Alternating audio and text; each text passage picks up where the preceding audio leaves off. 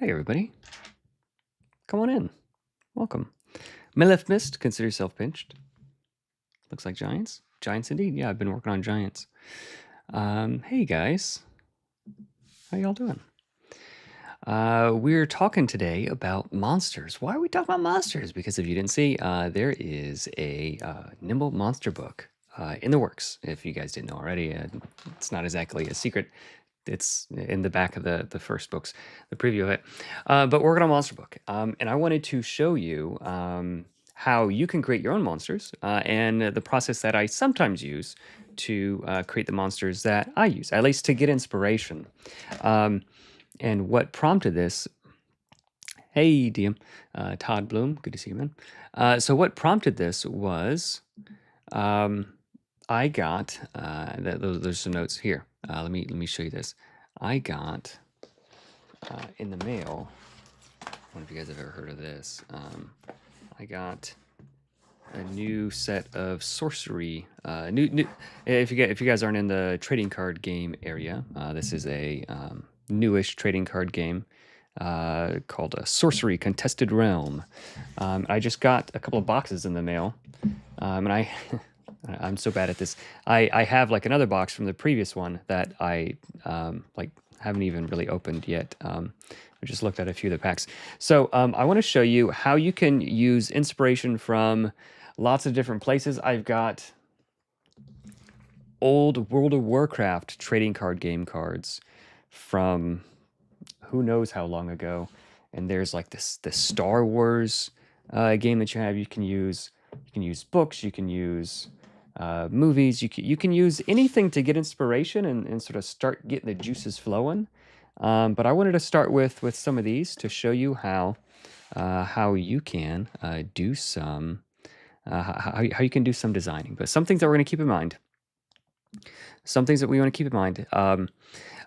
If there's a monster that is already exists in 5e and people will have adventures with frost giants in it, for instance.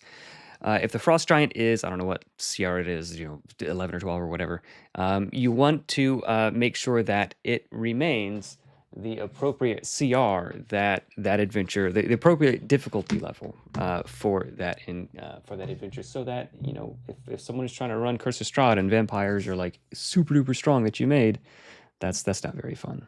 That's not very fun at all to have that happen. So we want to make sure that the level is appropriate. We're not making things way too easy, way too difficult.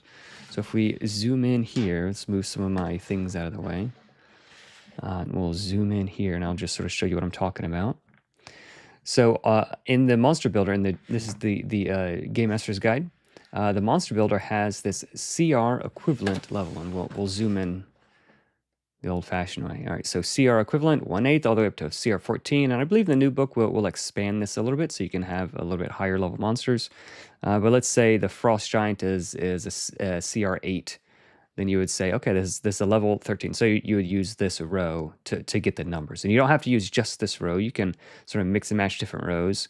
If the Frost Giant is like particularly tough in terms of hit points, maybe it deals a little bit less damage. Or vice versa. If it's like a mage type of creature, maybe use much low, 4 or 5 levels lower in terms of survivability, but it is way stronger in terms of damage. You can do that kind of thing. Oh no, Batman! Having a hard time hearing me? Is anybody else having a hard time hearing me also? If so, I think I can turn it up. I think I'm turned up all the way. I will do this. How's that? Is that a little bit better, guys? Those characters in the thumbnail look so cool. Yeah, that's art by Hugh, Heiu or Ieu, Win Hugh. He's been an artist that I've been working with for a little bit. Yeah, some cool art. So let's use these stats. But before we really worry too much about stats, let's just go for flavor. Sounds good to me, loud and clear. Okay. So so far from what I saw, the most fun monsters are run are ones that have different synergizing abilities instead of stacking strength. Yes, yeah, that kind of thing is cool. That kind of thing is cool. So I want to share with you guys. So this is a trading card game. Like you can have heard of it, you can not have heard of it or whatever. But I just want to sort of share with you how easy it is to be to get inspired for this thing. So like, will there ever be a war horse monster? Probably not. So it's like you could sort of ignore all the rules. Like you don't really know how this game works. That doesn't matter. But this is a horse and it has charge. I don't really know what charge means. I think that means like when you summon it, it can attack right away. I'm not really sure. But it may carry an ally. So maybe if the goblins have a war rat or something, the war rat acts first, and a goblin ally can move with it. You know, that sort of thing. Castle Haunt. May be cast to any elite or unique site. Dies if it leaves its summoning site. Okay, so like I don't think there's any nimble equivalent to maybe cast to any elite or unique site, but basically like, hey, this ghost or this banshee or this whatever, it only can live in this house, and if you could push it outside of the house, it dies. Like that is a really pretty cool mechanic to think about, and it's very, very flavorful. So we're using like these kinds of things as inspiration, but not really like you're not translating it. You're using different things as inspiration. Town. Exceptional minions cost 1 less to cast to the site. So there's different kinds of cards in this game. And I don't really know how to play the game, but there's like land cards, I think, or sites. And what they do is that this is like where you cast your minions and your spells and stuff. But certain minions, doing certain things when you're standing here costs less to do. So what if there was a one of the classes had an ability that makes like a holy ground, and casting radiant spells in like while you're standing in this area costs 1 action less, or costs less mana, or get some extra bonus dice or something like that. So we're using these ideas. So like we don't summon exceptional minions to cost 1 mana less or 1 gray thing less to cast on the site, but we're using this kind of thing as inspiration. And I really like this game because all of the art is like hand painted. It's not, none of it is allowed to be digital. It is all like hand painted, like oil paints and stuff. So that's why it sort of has all those vibes. Broccoli Land, Brokill. I don't know. That is probably a word that I've never heard of. Genesis. So I think Genesis is when you play this, untap nearby fairies, tap nearby mortals, give nearby beasts stealth. Okay, so when something happens, daze this kind of creature, and then give these other creatures, or sorry, give these creatures an additional action, and then daze these other creatures. That's kind of cool. That's neat. Just like cool ideas, like what can you do for different abilities? Swindler troop. Not knowing how to play the game is almost better. Yeah, it can be. Yeah, I don't know what this means, but I'm getting these sort of vibes. Makes stuff for Nimble is just so much fun. You're kind of my passion maker. Yeah, all right, great. So again, we don't really have to worry about the stats, the numbers and stuff. We're just going for vibes because the numbers are pretty much there. Like it's there. And like if this ability that gives if Broccoli Land gives my guys like a really, really big buff. So like say we're making a level 5 guy. And we have this ability to, Broccoli Land gives like 3 or 4 dudes like an additional action or extra damage or whatever the thing it is, and it debuffs another guy. So maybe instead of dealing 19 damage, maybe he deals like 5 damage or 7 damage per round instead, because a lot of his damage that he should be doing per round, a lot of damage he should be doing per round is handled by like this other ability. So it's very, very easy. I think I'm going to try to zoom in my stabs camera here. If you can't tell, this is my stabs camera. I got a sticker on it. So we'll zoom in here so it's a little bit less shaky and we can see things a little bit more clearly. There we go, guys. Now we're cooking. Yeah, so you really don't need to worry too much about the stats of the numbers and stuff. That's sort of the easy part. If you guys don't mind that is in front of my face. But coming up with like the inspiration, the ideas that can come from anything. Genesis, give another nearby allied minion stealth. Okay, so turn another friend invisible. Okay, when something I don't know when something happens. So this sort of has the vibes of like I'm distracting someone. So whenever you, so the cheat might have an ability. Whenever you, and let's actually start writing some of these. Let's start writing some of these down. And it may or may not be part of the cheat. The cheat, whenever you strike a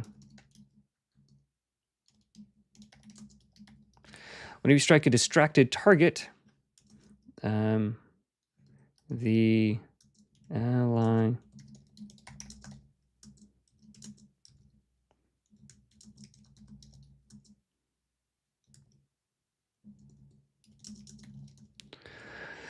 yeah, so whenever you strike a distracted target, the ally distracting it can become invisible for 1 round. That's pretty cool.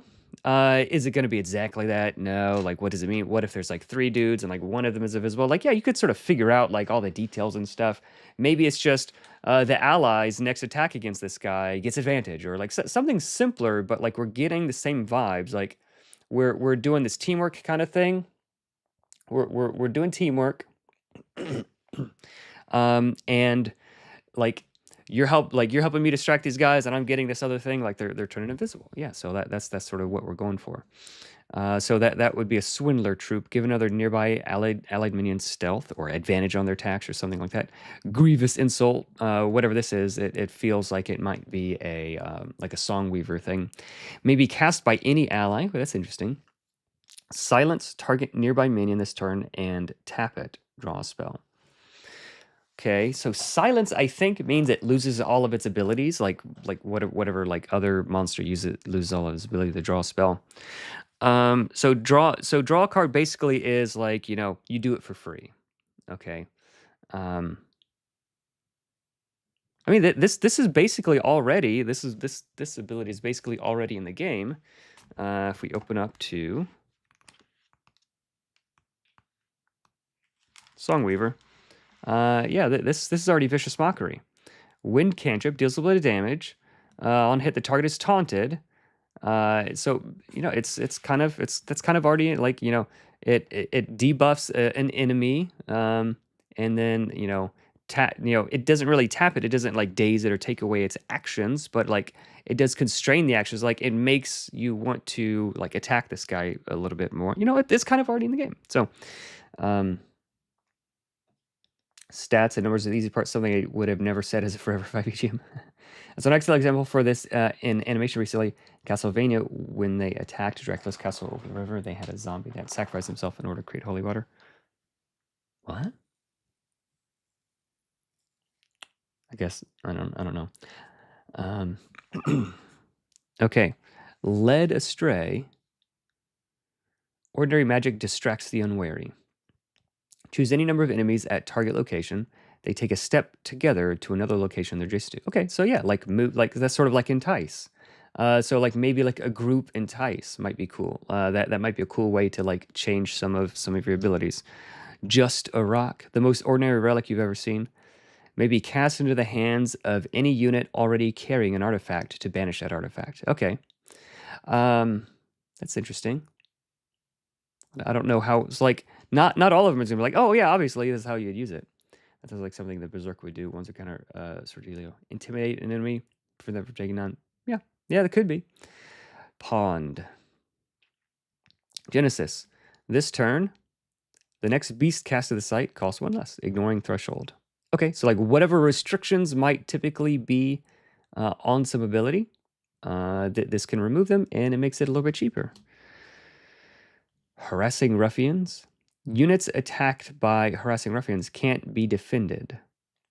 Okay, so like yeah, if you know, attacks by this group of creature, like maybe gnolls, like gnolls are sort of like harassing ruffians.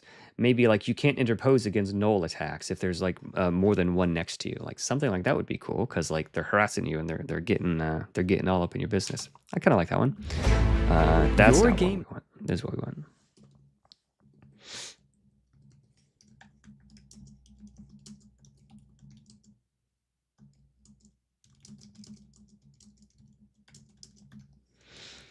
So, like, I don't know exactly how it would work mechanically, but I'm just sort of writing down vibes. Just writing down vibes.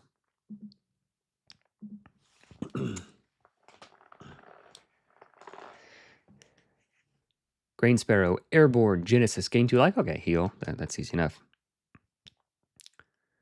So Racing Scout may be cast to any site without enemies. Okay, so maybe like a teleport, or like the hunter could have some ability where choose any space. Like whenever you roll initiative, choose any space to start in. That's kind of cool. I don't hate that ability because like the hunter is like a scout.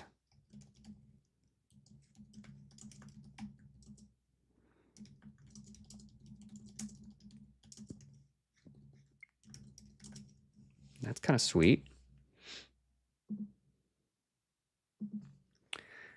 Here's a wild idea about how nimble step blocks for environments that do stuff like a cursed cemetery that on initiative it spawns monsters or debuffs characters, and to eliminate this challenge. Yeah.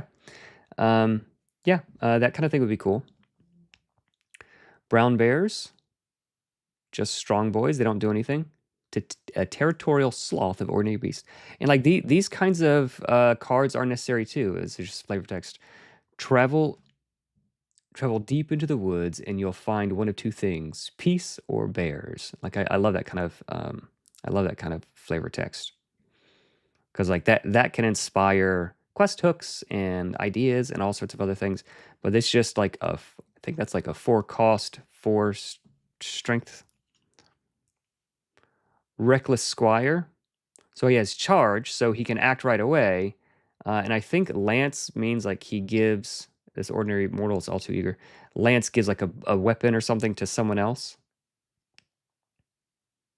It's kind of neat. Charge, give an ally charge this turn. All right, so let's open up some new packs, guys. I've looked at some of those already, but it's been quite a long time. Let's crack some packs. Let's crack some packs. Let's see what's going on.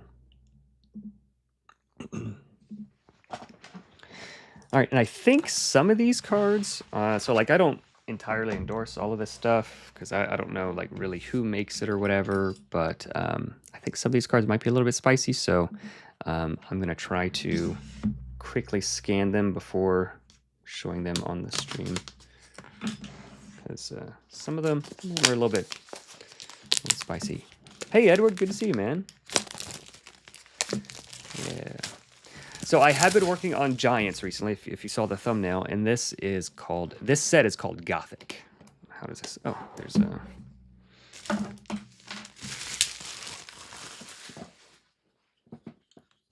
So there's like all sorts of spooky things. So I've been working on Giants, and I'm pretty happy with where they are.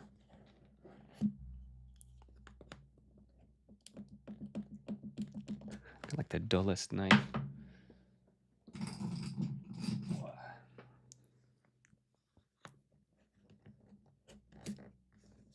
Okay. There we go. Ooh, and I do like this box. So it's a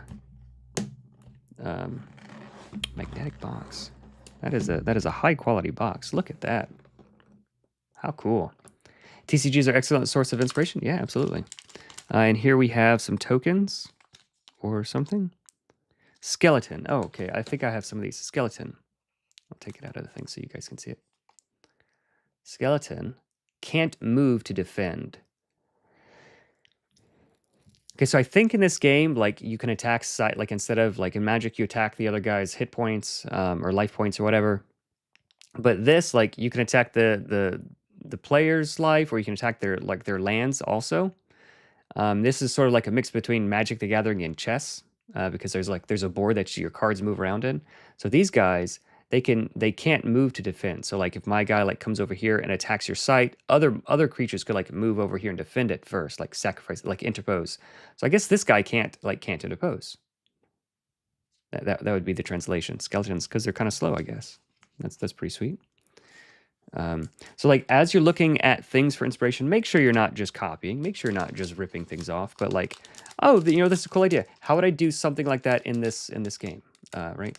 Is what we need to be doing, I think, rather than just like, oh, I want to do exactly that in this game, because that's copying. We don't want to copy. It's fine to be inspired by things, but if you're tracing art, if you're doing that kind of thing, that's no good. All right, so let me just make sure there isn't any thing too crazy in here, because Okay. That's actually an interesting option for the DM to play with. If you attack, you can't move. If you move, you can't defend. If you do, yeah. Okay. Yeah. This is, let's zoom back in, guys. A Zeppelin of Zealots. Ward, I don't know what that means, but I could guess. Airborne while warded. Huh. That's so funny. A Zeppelin of Zealots. Okay, so like, cultists, right? So like while these cultists, so currently the cultists that we have in Nimble, like they do extra cool things when they're damaged, like when after they've taken damage. So what if there was like a different kind of cultists that like did something else when they were undamaged, right? Let's go to the cultists here. Cultist Fanatical Zeal, while not at max hit points, make all rolls with advantage, and your crits also inflict this debuff. It doesn't matter what the debuff is. But so these cultists, so like, there's lots of different kinds of cults, right, in the world. So these cultists, they're like, blood cultists, maybe. And while they're not at max hit points, they get this cool, they get this cool buff. What if there's other cultists? Like, what if they're like new to the cult and like, we can never take damage and like, we're invulnerable. So like, as long as this one hasn't taken any damage, they're like extreme, like way above the power level they should be. So like if this was like a level 5 cultist and you expect them to be dealing 19 damage per round, if they're undamaged, they're actually going to be dealing like 28 damage. They're going to be dealing like 10 extra damage per round, right? Which is huge. So typically the tactics with like, TTRPGs, like monsters are dealing 100% of their damage until they have 0 hit points, right? So you want to focus fire. Like the correct answer is to focus fire, right? But what if there were monster groups where the correct answer is to spread the damage out as much as possible? That's cool. So if we go back to our notes, one of the things is monsters should be mechanically unique and not just differently flavored bags of hit points. Okay, so what if there were Zealous Cultist deal plus 10 damage. More.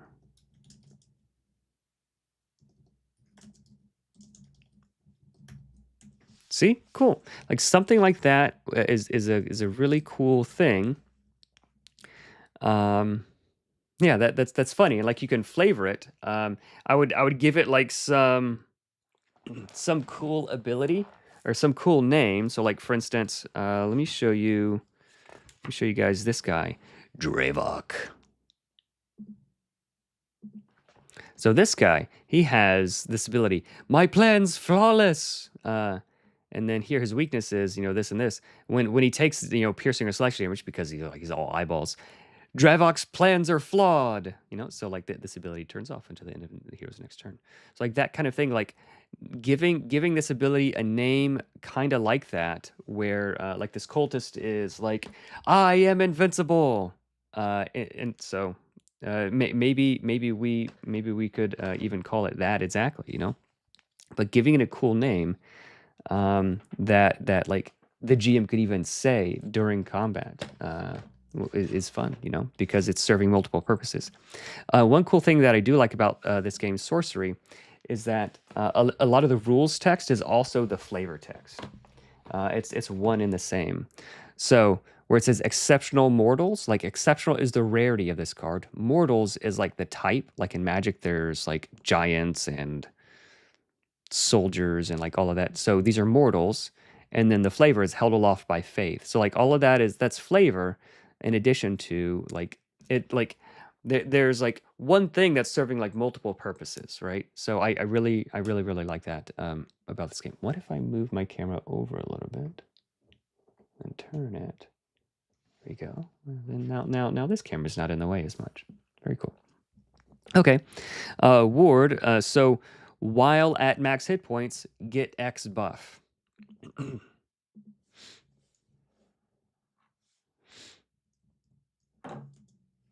What we're gonna call it?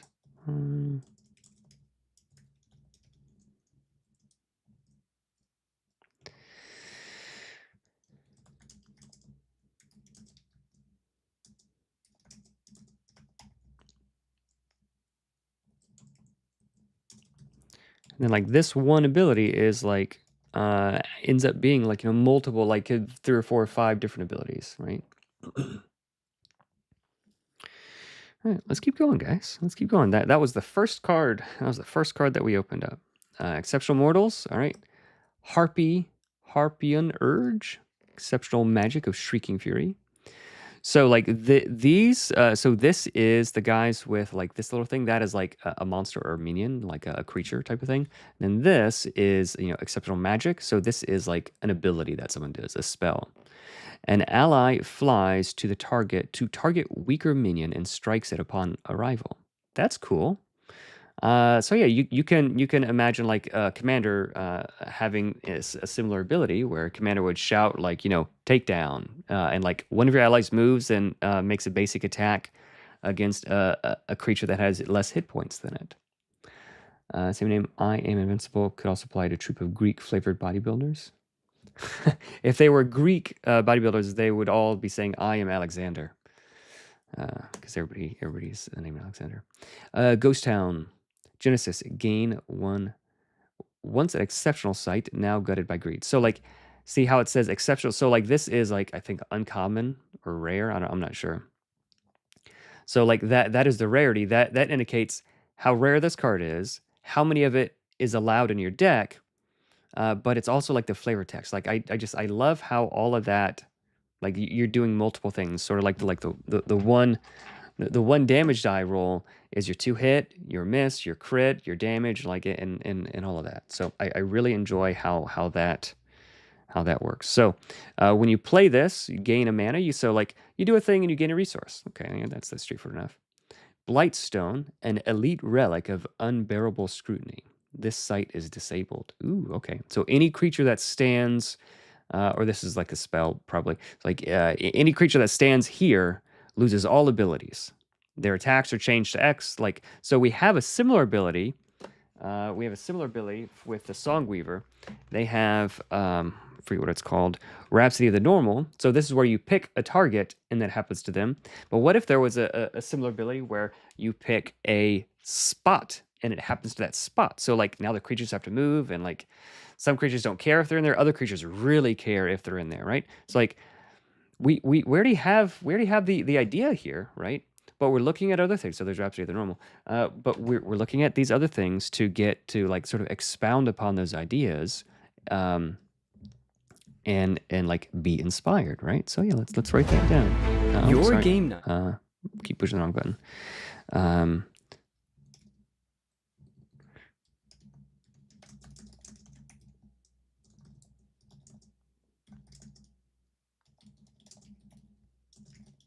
Okay, so like that is enough for me to sort of understand the vibes that we're going for. Rhapsody of the Normal, but you know, target area instead.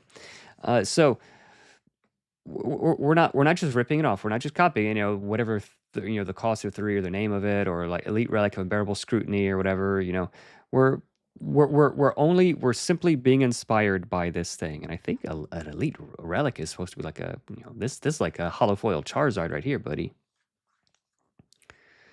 Second Wind, ordinary magic of rest, twice rejected.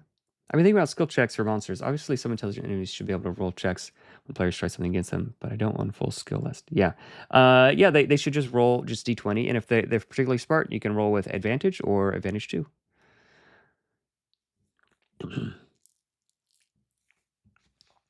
It could be. Something better is just giving them advantage so that you can just see the result right away. And everybody can see. So like the GM doesn't have to look up, oh, was this an elite 2 or an elite 3? Was this an elite 1 or elite 4, right? So if you could just say like, oh, this guy, he rolls all of his intelligence. He's a super smart mage guy, so he rolls all of his intelligence checks with advantage. So he got a 1 and an 18. So because the d20 is such a swingy die, advantage tends to be better, like much better in this kind of situation where like you care about the results from like 5 to 15 a lot more than like the extreme ends. Like if it's like 1 to 5, you basically fail. If it's like 15 and higher, you basically succeed. But like 5 to 15 is where the interesting stuff happens, and shifting those numbers in your favor is what matters the most. So advantage is better for that reason, but also like the heroes immediately see like this mage succeeded, and I don't have to look up, oh, let's say someone rolls like an 11, and they say, yes, my DC save thing is 12, and I look up, oh wait, it's that he actually have to add +2 to this because of this, and like everybody's like disappointed, and it took longer and all this sort of stuff. So rather than that, just let them roll with advantage. So see again, a 1 and a 14. It was a 1. That is cleaner and faster, and it does the right things mathematically, numerically that we want. Okay. But you could definitely do that if you wanted to, but you're going to have bigger stat blocks if you start adding that kind of thing. You have to look at more things. You have to add more things. There's more steps. An allied minion takes a step. Okay. You may cast this spell from your cemetery, banishing an effort. Oh, cool. I wonder if I would fail. My 11th level rogue would like a word. So this is cool. So when you play a card, so that this is kind of already like move it, I think. Where like one ally can move or 2 allies can move, that kind of thing. But this is cool. So when you cast a spell, like it goes to the graveyard, goes to the discard pile, and then you can cast it a second time when it's already in your discard pile, and then you have to like exile it. It's removed from the game afterward. That's pretty sweet. I like that. Second wind, and it makes sense. That makes sense because you do it twice. Second wind. Angry Mob. Genesis, kill target adjacent unique or elite minion. Oh, okay. That's cool. Ordinary mortals aroused into rabble. That's funny. So it's rather expensive. It's not as strong as normal, but it has this cool ability that if there is like a really stronger than normal, they can't do this against like a regular monster like bears or something, but they could do this against like a really powerful thing. A single shout ignites a wildfire in the field of their discontent. Great writing. Great writing. Oh, we have a land here. Autumn Bloom. An ordinary site of transient luster. That's cool.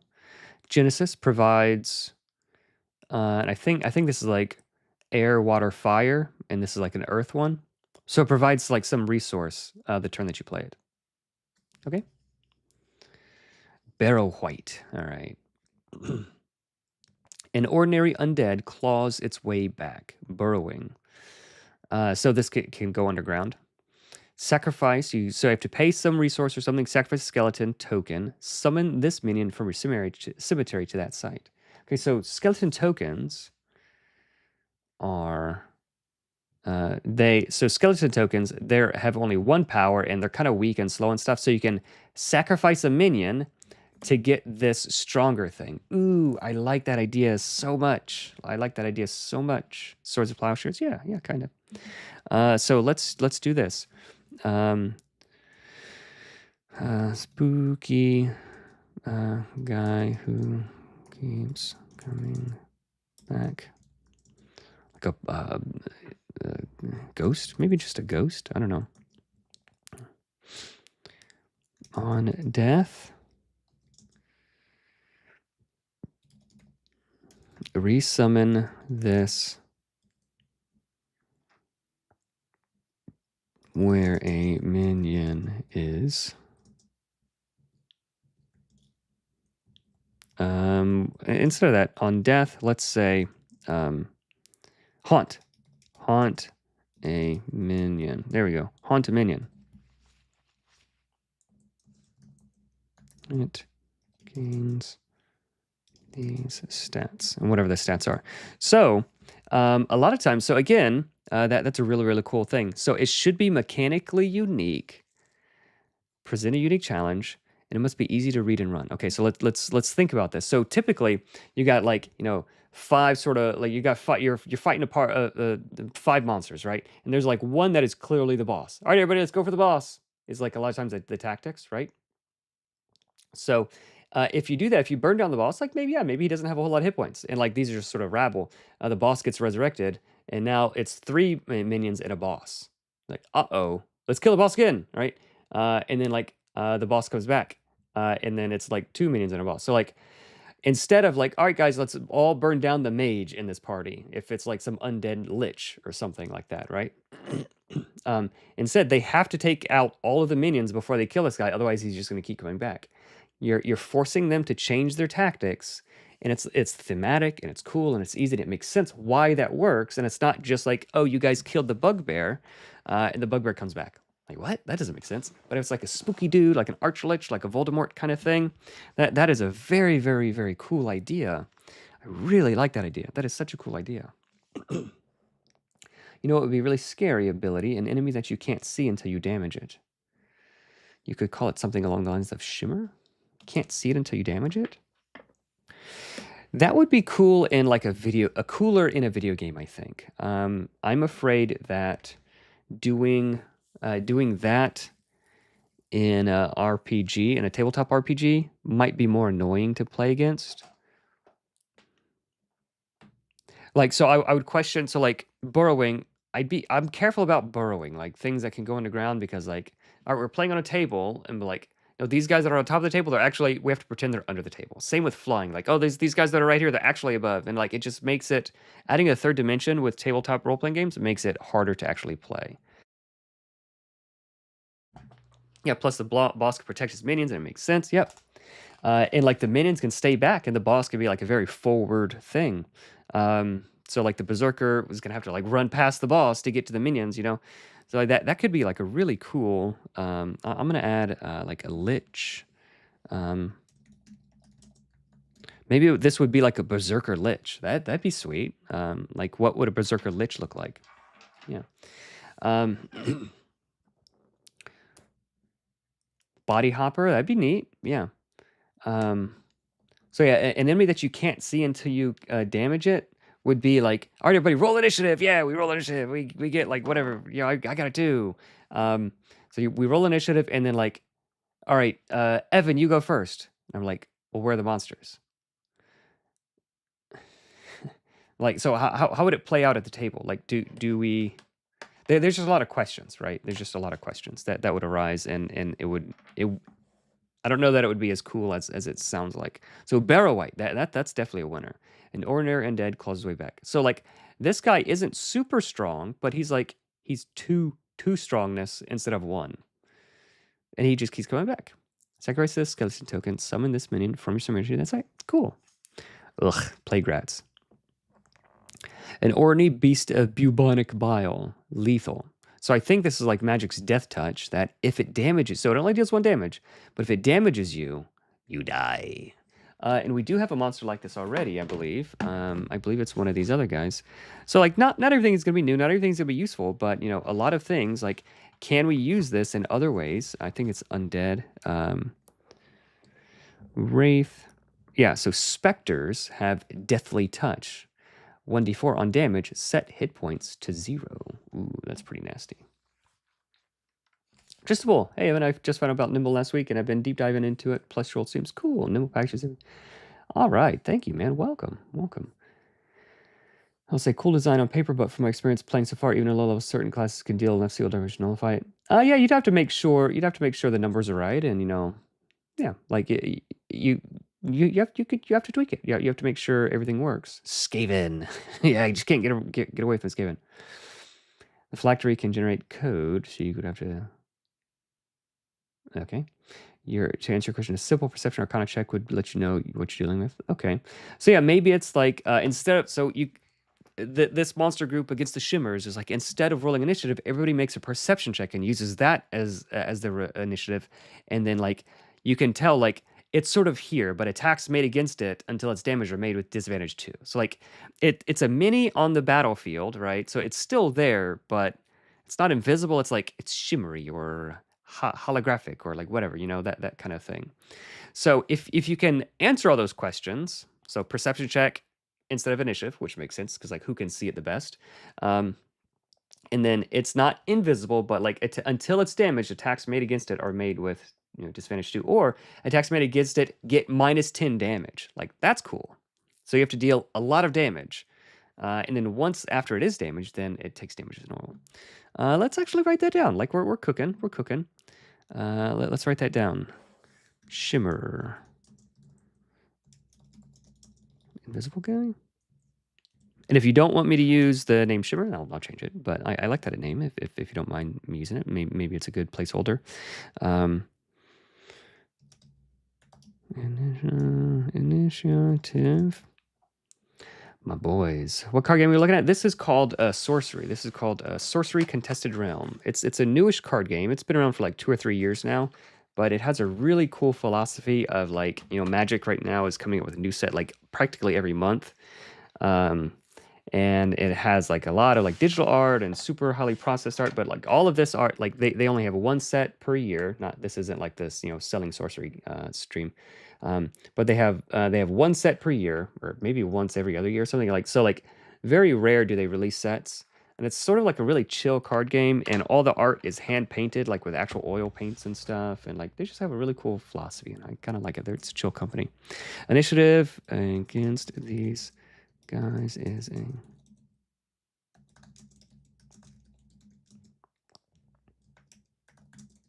until damaged.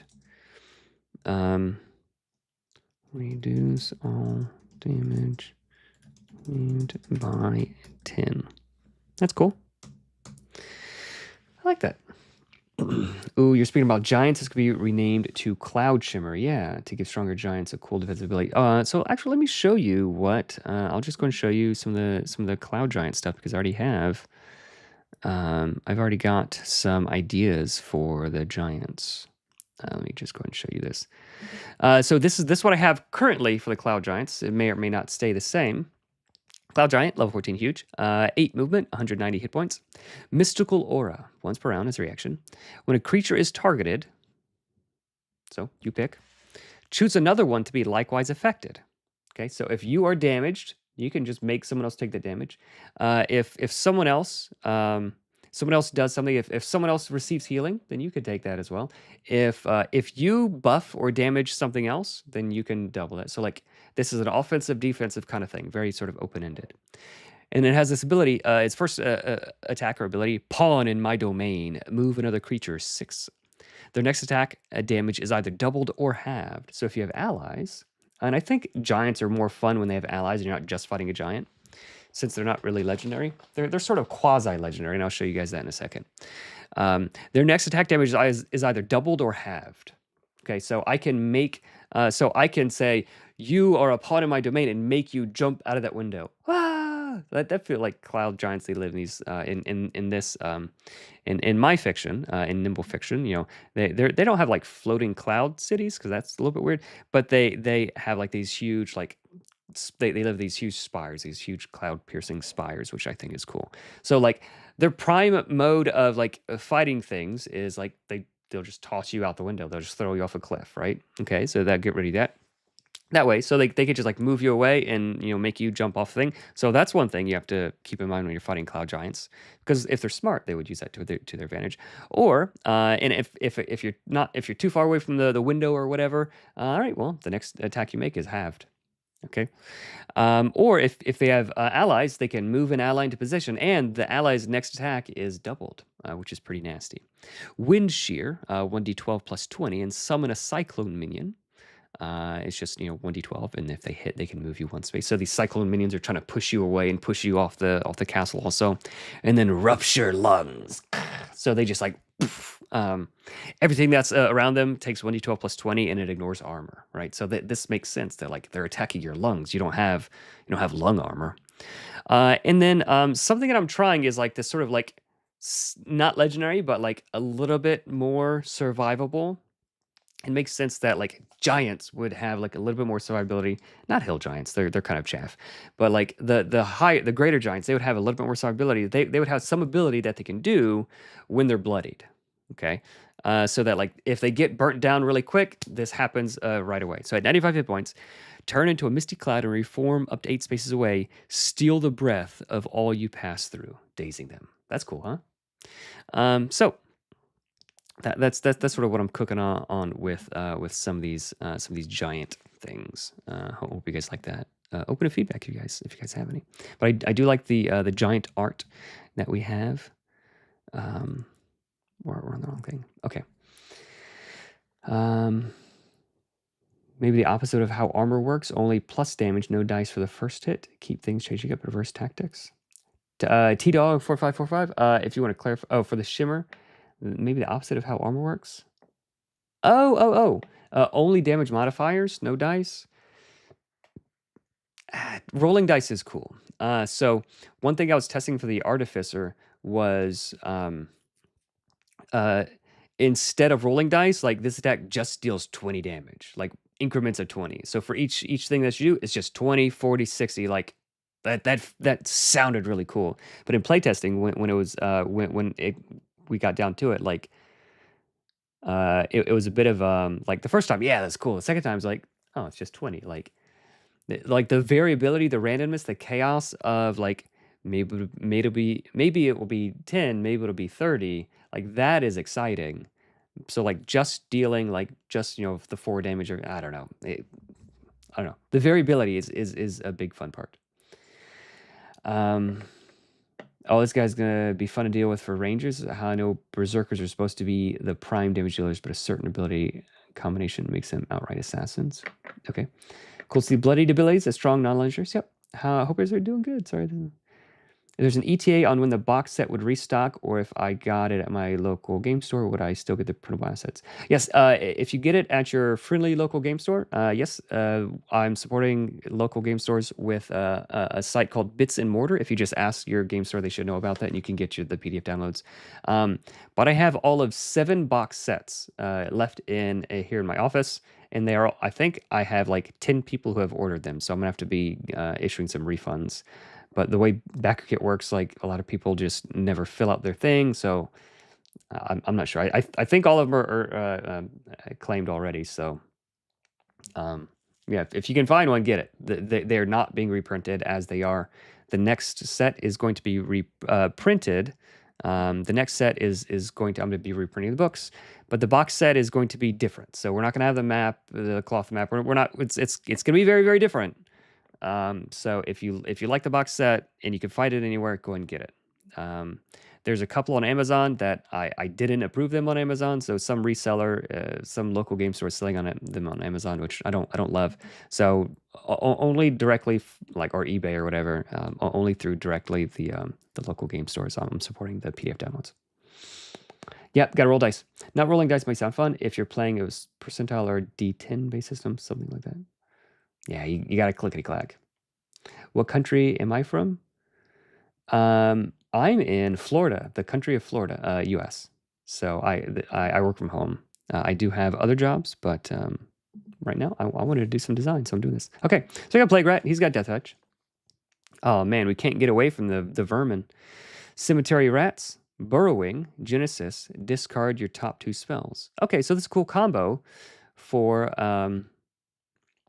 like some of these other things. So like you can see how you would want to have like you don't want to have to draw this card and play it, but this guy when you play these rats, they automatically get your barrow wights into the graveyard where you want them to be, which is sweet. So like even though I don't super know how to play this game, I've played it before, but it's been like a year or two, and I didn't really. It's almost noon here. It's almost lunchtime. 2 rat streams in a row. Rat stream, yep. Ordinary beast of Krypton Cave. We just interred my father. Please, adventurer, seek out the graveyard and slay 10 rats. So like a little bit, poking fun at, the thing. Okay. Gift of the Serpent. Ooh, this looks like the cheat ability. Give an allied minion lethal during this turn and draw a spell. That's cool. So yeah, the next attack someone makes. Yeah, let's write this one. Let's write this one down. Okay. Instead, I was thinking this would be more of a cheat ability, but let's make it some Shadowmancer ability, maybe. Slash monster. Let's say 1d8 plus X. I don't know what it's going to be. On damage, set HP to 0 if on miss, or if all damage is blocked, you die. set your HP to 0. Okay, so like something like that, kind of like a super duper dark bargain. Maybe, I don't know. Maybe not dark bargain. Maybe like risky maneuver. I don't know. Like we're just going for vibes right now. We're definitely just going for vibes. It can be spell or a poison. Yeah, love the serpent art. Yeah, so something to where like you can give an ally like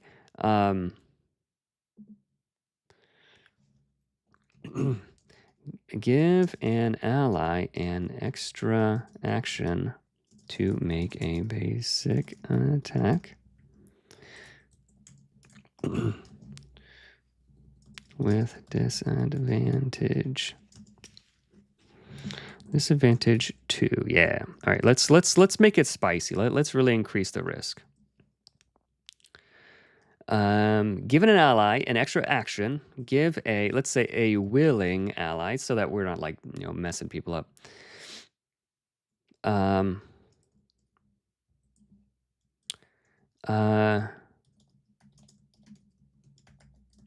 we go. Risky gambit.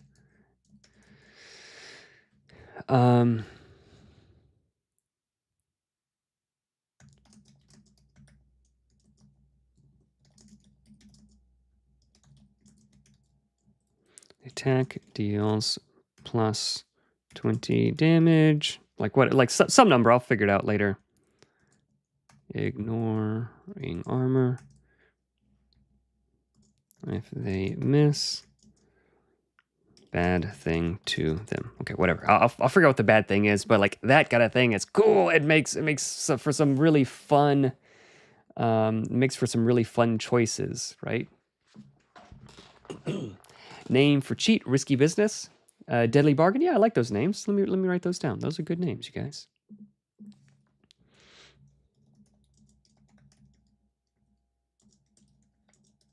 Yeah, I like deadly bargain better than dark bargain. Maybe just have them make an attack and no action stuff. Yeah, that's fine. Okay, gift a serpent. That's cool. Make an ally lethal. So like we're like not even one pack in yet, guys. We've got just a ton of ideas. So like ideas are not hard to come by, or inspirations are not hard to come by. But like you can take this one card, ignore the different things, but like you can get like 5 or 6 different ideas from this card, right? Like you could just ignore the text, just look at the art. Like ooh, like what class would have this ability? Summon snakes? Ooh, yeah, right. Trial by water. Ordinary magic of drenched deliberation. An ally submerges target minion it's nearby. Let's skip that one. We could probably make something of that, but like if there was like merfolk type of monsters, like a drowning type of mechanic. Yeah, let's don't skip it. Let's don't be lazy. Let's don't skip it. Merfolk monsters. Drowning ability. They don't damage much. They don't damage much directly, but use the... I like that. That'd be some hemomancy stuff. Set your life to 0, but give the amount of allies equal to your... Yeah, that's cool. Yeah, there's something like that for the in the Radiant spell also already. Except it's like, give all your hit points and you'll heal people. Sacrifice, I believe it's called. Displace. Ordinary magic where you least expect it. Teleport a target minion, artifact, or 1 diagonal step. Okay, so yeah, you can like move a guy. But teleport is more interesting than move. Yeah, let's do a teleport. Teleport a friendly guy. Because if they're grappled, if they're restrained, teleport fixes it. Teleport an ally. ... something.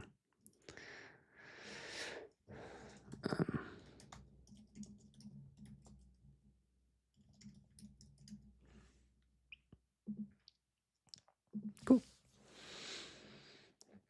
Watermancy spell, flood an area. making it difficult terrain and kill minions. Yeah, like some water sphere. Yeah. Do you think Nimble could support a table visible GM resource for monsters? Something that is spent for exclusive abilities like fear. It would definitely be fiddly. Would it be fun? It could be fun. No, that's okay. Tristable. That's definitely a fun question. I don't know how fear or malice works really. But so like if you like there are things like that. Perhaps you have seen like the kobolds. It's like when an ally within 2 spaces dies, attack once for free. So like the first time that happens, like the whole table can see like, okay, we see a kobold died, and we see like these other 2 kobolds they get to attack for free. So is that kind of like what malice is like? When XYZ happens, the GM gets to do more things. Like there are mechanics like that. Whether it's like a separate meta currency that needs to be tracked, I don't know if that would be better or just different. But things like luck, like the luck mechanic from Tales of the Valiant, like I think I know how that works. That should work okay. Yeah, that like you just add it. Like it adds just a little bit more complexity. If your table likes that kind of thing, you like Nimble is very robust toward that kind of tinkering. Like if your guys are level 5, so let's go back to the GM guide. So let's say your guys are level 5, and the monsters should be pumping out this much damage. If you make an encounter that's like actually a level 3 encounter, but like you're gaining this other resource that like makes it a little bit more difficult, then yeah, cool. So if you're adding malice or fear or whatever the GM's resource is to do cool things, just make the encounter just a little bit easier. Otherwise, the encounter is going to be way more difficult than it is. And whenever an ally crits, whenever an ally does this, whenever something happens, you gain, like you're able to move a monster, you're able to make an attack, you're able to do something, or you gain a die that you can, yeah, like that kind of thing would be super easy to do. A little bit of track, but if you like that, have fun with it. Assuming 6-second round, the strongest people start drowning after 30 seconds. I don't know, if you're getting stabbed and stuff, and like if you're fighting and like running, like do like 50 jumping jacks and then see how long you can hold your breath, right? So every round, if like start having like toddlers poke you in the eye, you won't be able to hold your breath nearly as long as you thought you could. After every round, 2x strength, you take. I would do like you take 1 wound, or it would be something flat. Like if it's every round, it would be like at the end of the turn, if you're still underwater, it would be at the end of the turn. So if you're rolling, so this is how we would do it. At the end of your turn, if you're drowning, roll 1d20 and suffer that much damage. But it would be a cumulative 1d20. So the first round, you just roll a d20, right? The second round, you'll roll 2d20, and you'll take that much damage. And like, d20s like are a little bit fiddly to add, but you do it at the end of your turn. So like nobody else is waiting on you to roll and add them up. So I would do something like that. Maybe it's a d20, maybe it's d10, but each round, at the end of your turn, if you're still drowning, so that gives you some recourse. Like my top priority is to like like breathe this round before I go back out, before my turn ends. So it's like a choice. Do I like, take care of this bad guy, or do I try to get some air? That kind of thing would be pretty sweet. Let's write that down. I mean, that's the sort of point of what we're doing, right? What was it?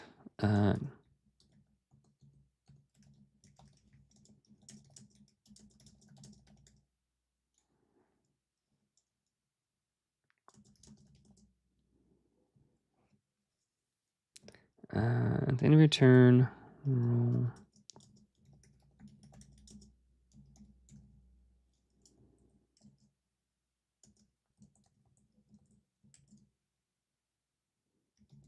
Suffer 1d.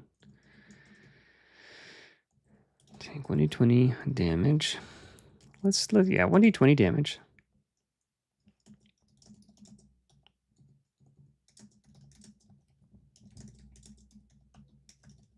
Okay, at the end of your turn, take 1d20 damage for each round you've been drowning. Is that clear? What do you guys think?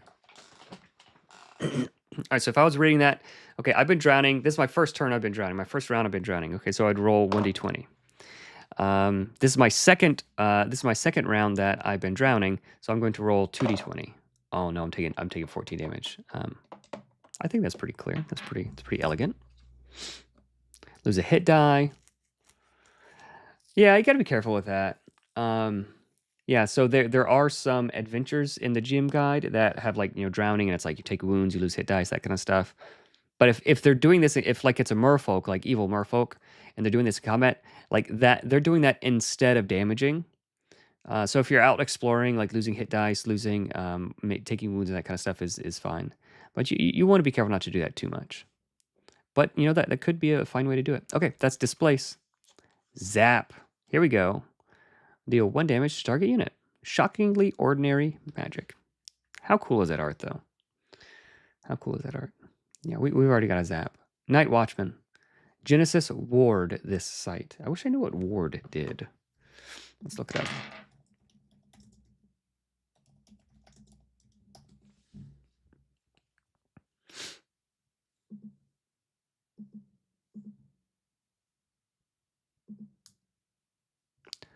Ward. Okay.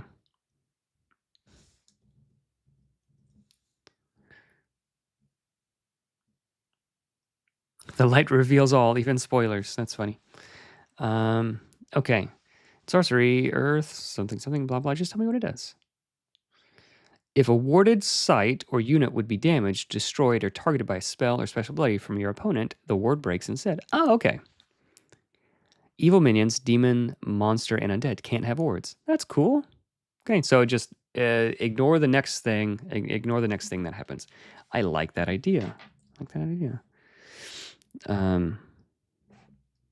Temporary buff that prevents the next bad thing. I think we have something like that already.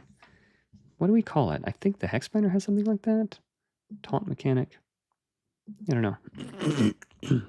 Genesis, ward this site. Okay, so you summon these guys, and like that site, the next attack against that site is ignored. It's a shield. Yeah, it's a shield counter in Magic the Gathering. Okay, so we've looked at all these. Yeah, do you guys want to do one more pack? Let's look at one more pack. Gothic. You know what? Let's look at. I haven't opened up all of these packs yet. Let's grab one of these here. This is from the previous set, Arthurian Legends. Let's swap these guys out. There we go. Just so we know what's happening here. Arthurian Legends, guys. I do like the idea of making an AoE non-damaging effect on the battlefield. Ward could target an unoccupied space only. Promotes movement. Yeah. That is cool. All right, let me just check and make sure there's not anything too scandalous in here. That is one of the things I don't like about it. Some of them are a little bit not family friendly. Verdant Knight. Exceptional mortal swears an honest vow. Lance. I don't know what Lance does. And he has 3 and 2, so I'm not sure what that does. Okay. Tournament Grounds. That's cool. Except a site to settle the score. Anyone that may cast knights, sirs, or dames to the site and may do so for no threshold. So, like, doing things in this area is cheaper for these kinds of flavorful creatures. That's neat. Pigs of the Sounder. Death Right, so when they die. Reveal your next 5 spells, then summon all grand old boars from among them to the site. Put the rest on the bottom in a random order. Okay, so what if there was like a big like mama spider monster that on death summon 8 spiderling minions or summon 1d8 spiderling minions? That'd be cool. Yeah. I think we've got some monsters like that already, but let me write that down just so we can... Spider Mama. No, not Spider-Man. Spider Mama. Spider Mama on death. Summon 8. 8 spiderling minions. There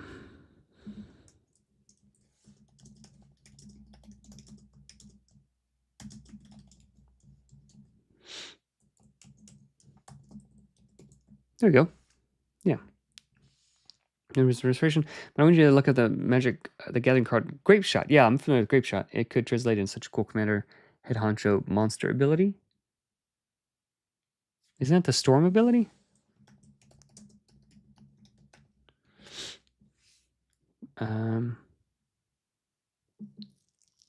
Grape Shot deals 1 damage to target creature player storm. When you play a spell, copy it for each spell played before it this turn.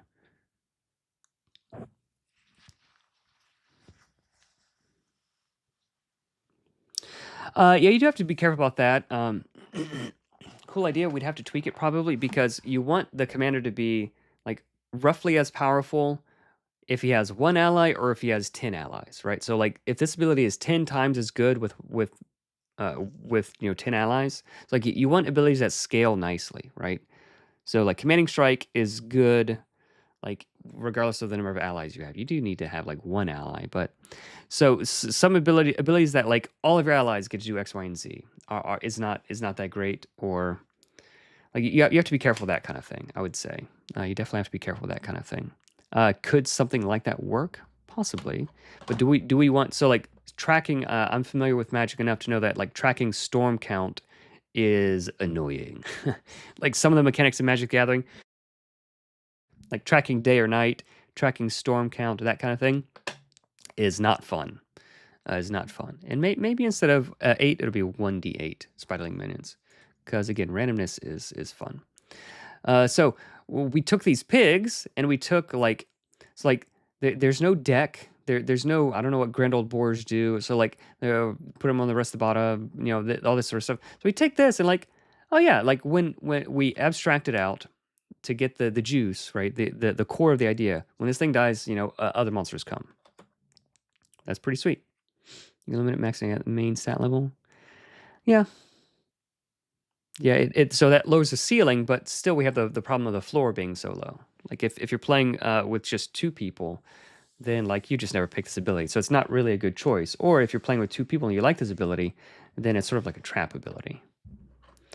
Bearer has Sacrifice Love Potion. So this is an item. Gain control of target enemy here until this unit leaves the realm. Okay, that's cool. Let's do an item. Let's do an item.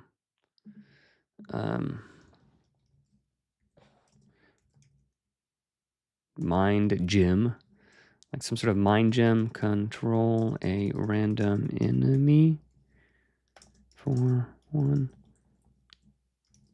So like we have to be really careful about like controlling enemies, because like we want the heroes to use it and not just save it for like the boss, right? So if it's smaller or random, something like the bugs have a similar item already, like their pheromone sac, military grade potion right there. Yeah, it's a love potion. I don't know if I like the idea of mind gem. I just love potion is just a cool idea. Love potion, mind control. So something cool. Wow, mind. There's like a gnomish mind control device. Goblin.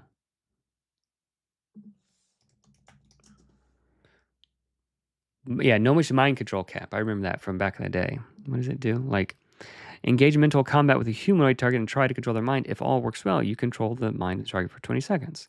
So what happens if you didn't? So remember, it's like something happens, like if this fails. Gnomish mind control cap.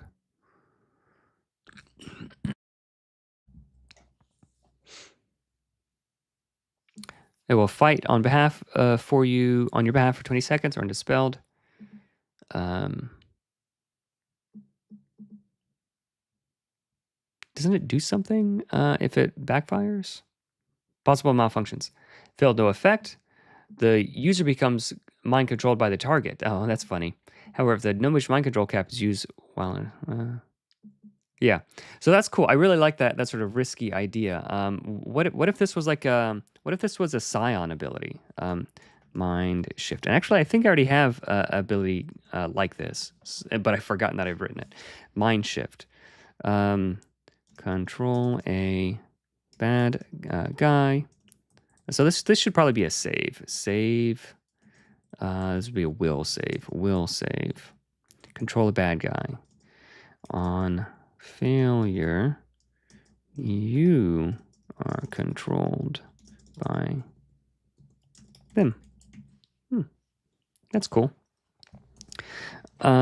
So with this kind of thing, we want to be very careful about save or suck. So we do want some sort of like, we don't want it to be like way too good if it succeeds, and we don't want it to be awful if it fails. Like we don't want like the window of possible outcomes to be, if they fail this save, you win the entire game.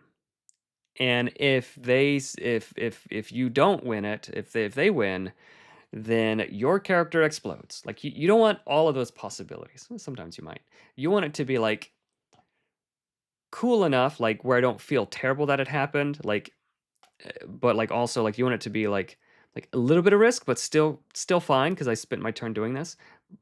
But like also like really cool that like I get to control this monster. Like you want to be able to that kind of do that kind of thing.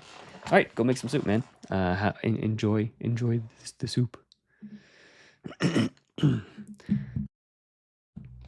So, controls bad guy on failure. You are controlled by them. One action. If they succeed, move them on. Like you could like, so even if they succeed, you could still do something. Even if they succeed, you could still do something. Something is, I don't know. We'll come back to that. Let's keep looking. How about you deal psychic damage when you attack with it using your mind? On crit, you decide. Miss opponent's control. Miss, yeah, that's cool. Okay. Psychic attack. Small damage. Crit. You control them. Miss. They control you. So that does, narrow it. So like the floor is brought up because like at least I did a little bit of damage, right? But to be fair, I did miss, right? That said, it should probably be a will save. If you're going to be controlling someone, because like dumb hill giants should be easy to control, but very intelligent archmages should not be, right? Like I would never use this against like these creatures. So yeah, something to think about. So love potion, maybe not. That could get us into some weird role playing situations that you'd want to avoid. So it should be like a combat ability probably. We might want to. Oh, the Scion design fundamentals, cool. I share with my wife and brother. They will say they want to play. Nice. Yeah, risk reward. The artificer. If you haven't seen the artificer yet, the artificer has like push your luck mechanics, but in a very different way. So the Scion, I'll do it this. So the Scion's risk curve is like fairly linear. Like each time you do it, it gets like the odds get a little bit more risky. Linear, but like sort of devastating when it happens. The artificer is more of like a logarithmic or exponential. Like the first one, like yeah, you'll be fine. The second one, like it's way more than twice as risky, and then the third one is like, phew, like, but it's like that happens every round, right? So like, it's way more risky to push your luck, but the results aren't as devastating. It's sort of like resets every round. So it's similar kinds of mechanics that are like super fun to play, but it's a completely different curve, a different like fantasy, different resource system. Whereas the artificer's like works on a per round basis. The Scion is like on a per encounter basis. So check out the artificer. That one's actually a lot further along. I feel you on the will save, but what if you have advantage or disadvantage based on intention? Maybe. Maybe. Yeah, that's on Patreon also.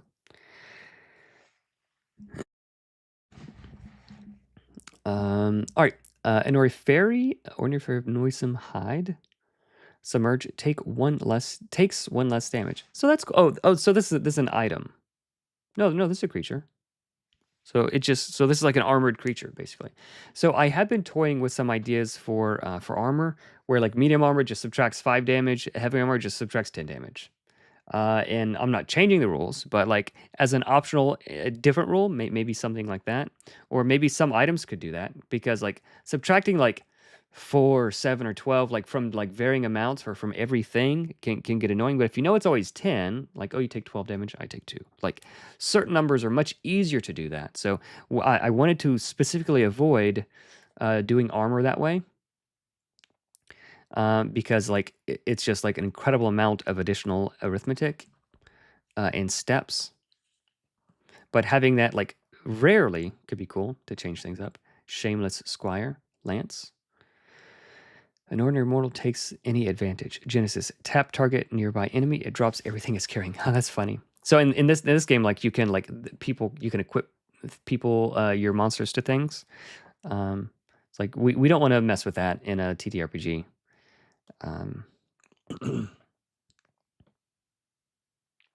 Unless like a monster, like a goblin monster, could be like you have to spend your next action like picking up your weapons and stuff. That might be funny. Picking up anything that you had in your hands. Yeah, maybe it's like funny prank from a goblin.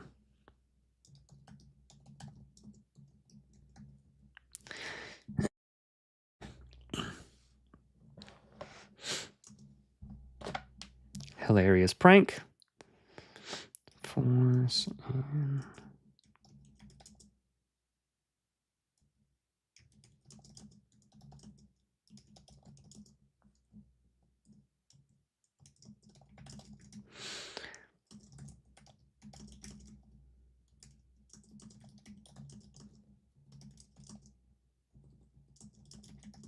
so this is basically like days. So hilarious prank is functionally it's days, right? They can spit a reaction and pick it back up, or if you want, yeah, just because I don't want to have to like, oh, I was holding this weapon and this shield, so like now my armor changes, and now like the attacks now I have to look up how unarmed strikes work. Like I don't want to mess with any of that. I hate the monsters that will like reduce your strength by 2 or reduce your strength by like whatever, and like now I have to recalculate a lot of things.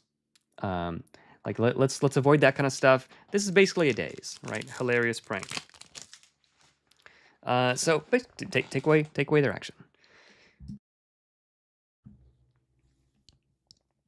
That might be a fun thing to do.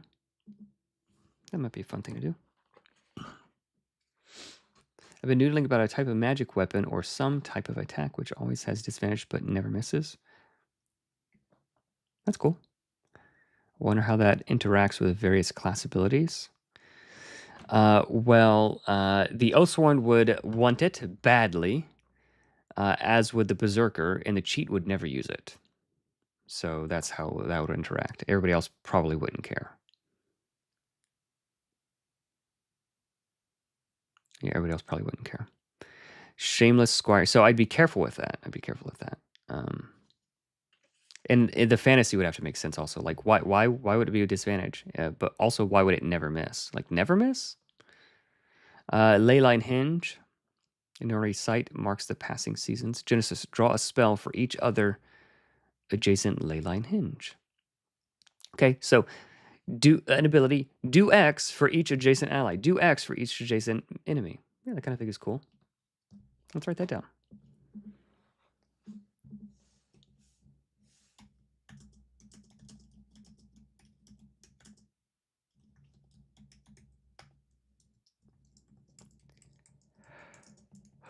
I'm pretty bad with space bars.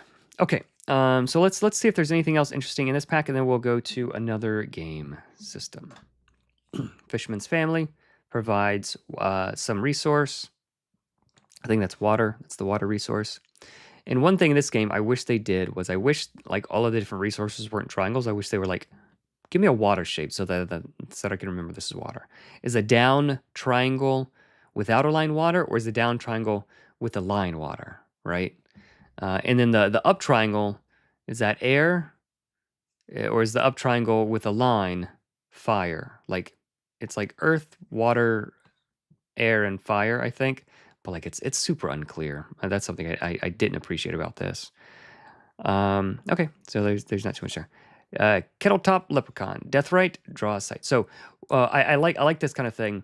Like we did this for the mana constructs, where when this thing dies, give the allies a buff, like give the heroes a buff. Like so monsters that are harder than they should be, but when it dies, you get this cool thing. I do like that. Arc lightning, deal 4 damage to a nearby unit. All right, so just a damage ability. Led astray, we've already looked at that one. Tax collector, let's see what this guy does. It's like a Tether sword that fights for your control. It's a point of pride. The sword never misses. Yeah, that'd be pretty funny. That'd be pretty funny. Genesis, on your opponent's next turn, their spells cost 1 more. Okay, so taxes is a wall of brambles. This is cool. Conjure atop the border of an allied site. When an enemy traverses this wall on the ground, it takes 2 damage. Yeah, so that we've got spells and things like that. Band of Thieves, they enter with stealth. Castle Servants provides up arrow with a line through it. Pigs is okay. So we've looked at all these. Let's go to a different game. Complete a quest for it. Sword becomes animated. Can attack automatically, autonomously taking away its disadvantage. That's cool. I like the kinds of sentient weapons that will like if you start doing things that it doesn't like, then like I don't want to attack for you anymore. It can be very GM fiat, so I'd be careful about it. All right, let's just grab some of these and see. I hope these weren't in order. Oh, they were in order. Okay. Cower. If your hero is in combat, remove it from combat and ready it. Oh, okay. So if whenever you're attacked, or if you're attacked, ignore the attack. That's interesting. Master Instinct, ongoing. Your hero's in bear form. So this is for the druid class right there. And then your hero's in cat form. Your hero's in bear form. On your turn, your hero loses bear form and is in cat form. Okay, so you can like swap back and forth. So we've already got some of that kind of stuff. All right, so let's don't look at druid stuff. We'll look at more general. So let's look at some of the neutral cards. I think these are the neutral cards. Neutral cards. So this card game already has like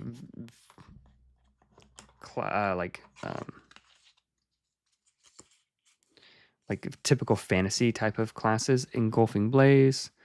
Your hero deals 3 damage to each, 3 fire damage to each hero and ally. So yeah, that kind of thing. Very necrotic. Fire and ice. Your hero may deal 2 damage to target hero or ally. Huh? And it may deal. Okay, so hero in this game is like the other player, I think, or ally are that's the monsters, the minions. It may deal 1 frost damage to a second. Okay, so small damage attack, but it's a debuff where they're slowed. Yep, that's cool. We've got some of those already. Revitalize, attached to target hero or ally. At start of turn, your hero heals 2 damage. Okay, ongoing healing. It's a little bit fiddly. Posting heroes. So just a debuff. You know, enemies have disadvantage on their attacks this round. Would you consider having an STL pack for the monster manual or adventures? I did commissioned 1 STL. And I didn't love it. Like it was pretty good. But like I wasn't crazy about it. So that's just like a whole nother thing. I'd consider it if a company like Loot or Archvillain Games or something wanted to like partner with me. I'd totally be for that kind of thing, like where it'd just be like a nice little collaboration. But if it's like now I have to manage like a whole team of like concept artists and sculptors and all this sort of stuff and like do the supports, like that'd be way too much. But would I partner with someone like Loot or one of these other guys? Yeah, I totally would if they wanted to. Okay, just buff an ally. They get some temp HP and some extra damage on their attacks. Okay, so you guys sort of get the idea. You can like flip through these different things and see target player can't play allies this turn. That's like a very specific thing. So like not all of them. Draw a card. Your hero's protector. Okay, I think that means like he can defend. He can interpose. Arcane spikes. Your hero deals X arcane damage to target ally. Okay, so you can spend 1, 2, or 3 actions. This roll 1d20 per action spent. That could be cool. So that is how I would adapt things like that. So you can look anywhere for inspiration. You can look anywhere for inspiration. Let's take a look at the Star Wars deck building game because I played this a long time ago and it was pretty cool. What about Fire and Ice? It slows but also causes smoldering. Yeah. Some Frostfire. Frostfire is cool.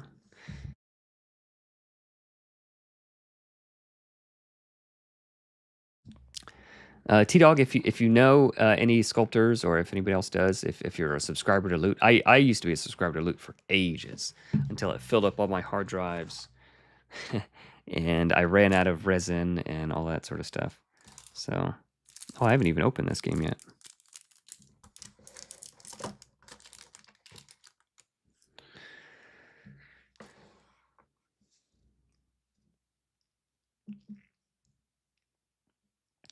Let's zoom in. All right. While the force is with you, this unit gains 2 power or whatever. Okay. So when the battlefield situation is X, this guy's stronger. Casting Indoor. When he defeats a target in the galaxy row. So like when he kills, so that maybe this is a companion. When this companion or when this hero kills an enemy, your opponent discards 1 card from hand. Something else good happens. So like I'm not too worried about the specifics of it, like what a trooper means or what 5 blasters mean or what 5 yellow things mean. So I'm not too worried about that. But like when this companion kills a bad guy, they get some additional cool benefit, right? Oh, okay, that's neat. Luke Skywalker, Artisan Guild 3D Art is awesome. Looks really good on the table. Reach out. Feel free to, give my email. Tell them I'm interested. If you know anybody, evan@nimblerpg.com. If the force is with you, destroy a capital ship in your opponent has in play. Okay, so if the battlefield conditions are X, then like you can do some really powerful things. So this guy had just blasters. This guy has more blasters, but he also has 2 circles, right? Okay, so he's got additional things. Chewbacca. Oh, which way? If you have another unique unit in play, draw a card. Okay, so I think unique. Yeah, unique is this little symbol here. So if you have a bud next to you, in play, then you can do like something. Jyn Erso, look at your opponent's hand. If the force is with you, place 1 card from their hand on top of their deck.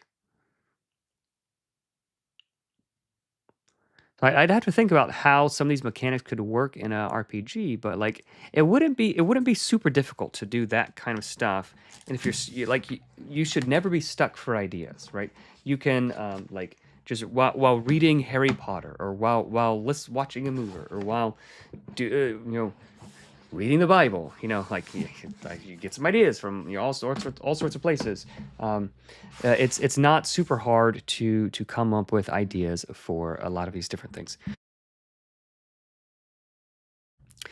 All right, so let's. I think there's a few people watching still. Why don't you guys pick a monster and we'll just do like a live design session right now. We'll do a live design session and then we'll call it. Let's design one monster. If you guys have any favorite monsters that you like, we'll do one of those. I think I've got a list of monsters that I want to make.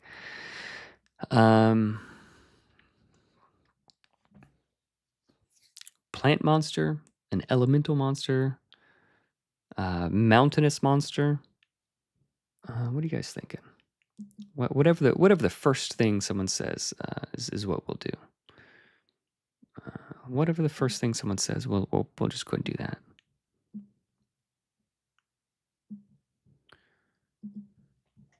Otherwise, I'm going to do a 5e tools, and we'll just go to the bestiary, and we'll just scroll down there. Blue slod. Ooh, how about an origami monster, paper monster, something that has reflective skin? Well, we selected blue slod, everybody. You guys, we'll do a blue slod.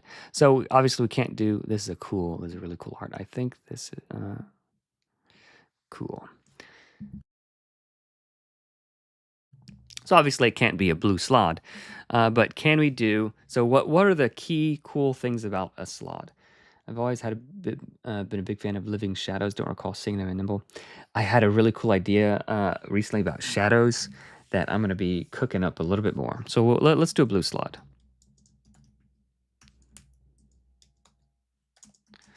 Not a blue slod. Not a salad. Okay, so what are the key distinguishing factors for sloddy? What are the key distinguishing factors? And let's just, so his stat block is, he is a, where's the CR? Where do they hide CR these days? CR7. All right, so CR7 means he is a level 12 boy. Level 12. So let's just go back here. So level 12, he'll have 150 hit points, 35 damage per round. Okay, level 12, 150 HP, almost damage per round, 35 DPR. And, you know, slod, whatever this not slod creature is, he's not going to have any armor. He's just got, like, scaly skin.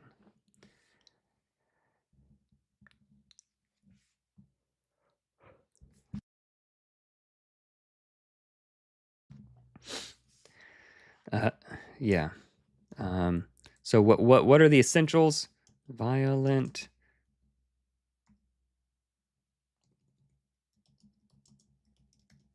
quasi-psychic monster.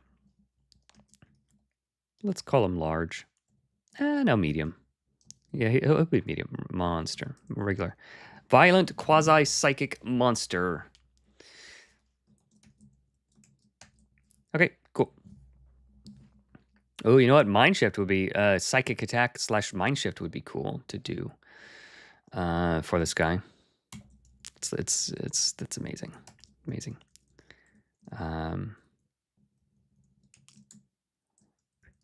Let's see, Spider Mama. Ooh, Annie could have like a Spider Mama thing. Yep. All right, guys, we're doing it. This is just coming together. This is just coming together.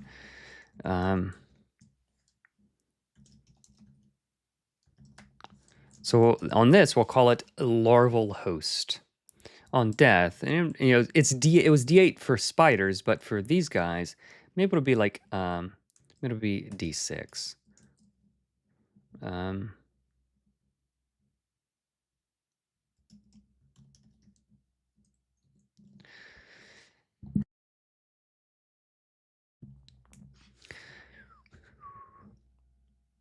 Larval host on damage. That's cool. Like, what if there was a minion? Slug, SLUUG, like slod. That's so funny. Yeah, so on death, so what if it has these tadpoles, and the tadpoles sort of have like the same vibes also? Like, if these tadpoles ever damage you, they get to spend one of your actions. That's pretty sweet. Psych attack. Yeah. All right, so it's supposed to be dealing 35 damage per round, and let's actually grab the. Let's grab the creator's kit, guys, and I'll show you something cool. Desk. Okay, so this guy is intended. We want him to be dealing 35 damage per round. Okay, but let's go to the average hero stats section of this is the free creator's kit. You can download that on the website. Not the print version. Print version is just available to patrons.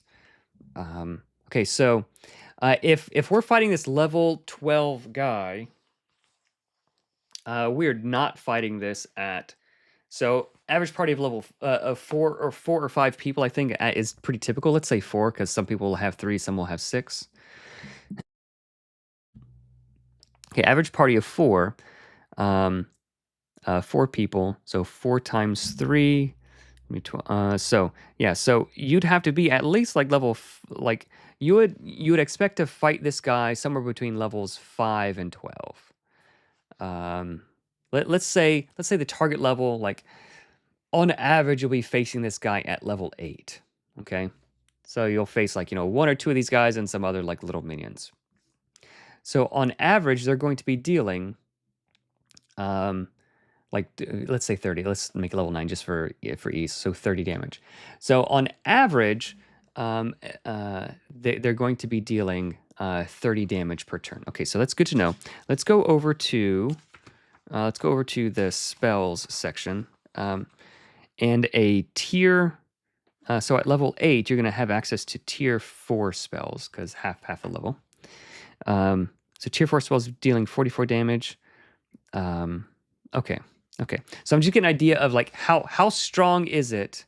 So what I'm doing is I'm trying to get an idea of if I crit you, or if I damage you, and I'm able to spin one of your actions. Okay. How valuable is that? So that I know how much to adjust this 35 damage down. Okay. So if he's dealing 35 damage on average. Okay. All right. So now we're cooking. 35 DPR, 1d10 plus 30. Yes. You probably don't want to have like that big of a modifier for this kind of creature. More of it should probably be the dice or like multiple attacks. Like a giant could have like 1d12 plus 30 damage. Because like if he hits you, it's like bam, like a big hit. Like it just, I don't know, it feels different. Okay, so psychic attack. Psychic slice, since he has like claws and things. And let's say this is going to be 1d6 damage. 1d6 plus, and we'll just check here, level 12, 35. Okay, so the target damage is 35 per round. And since he's level 12, I think he should attack twice. Okay, so that like if he has to move a little bit, also the surname Toad. Yeah. Where's his name? Something Toad. Yeah, Blue Toad. So I think Slod is like you can't use the name Slod. Something Blue Toad. We probably don't have to be that specific. Okay. Where were we? Okay, so 35 DPR. So spread across 2 attacks. That means each attack is going to be like 18 damage, 17 damage, something like that. By the time you're up to like, level 8, 9, 10, like you can round up. It's fine to round up. So 2 attacks, 18 damage each. Okay?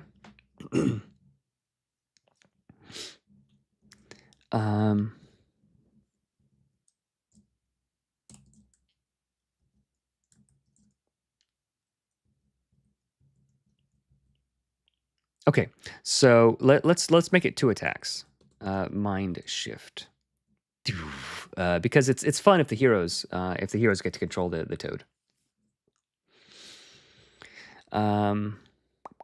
Mind shift, will save, and it's fine if I'm the GM and like my will save just doesn't do anything. Like fine.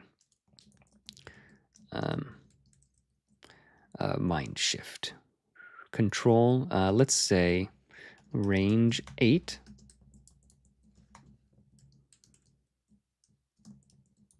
Range 8 will save.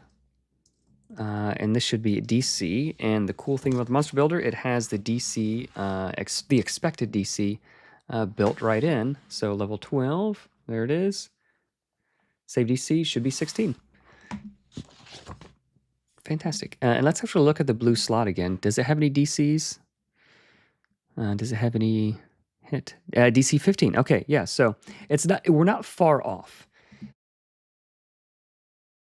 Yeah, so you can see like the balance isn't 1-to-1, but it's like it's pretty close. It's pretty close. There's fewer things that you need to save against, and there's fewer stats that you have to be good at saving. So like the saves are a little bit better, and some heroes just automatically have advantage on their will saves. So, but others are going to have disadvantage on their will saves. So, DC 16. DC 16 will save. And one option for that hero.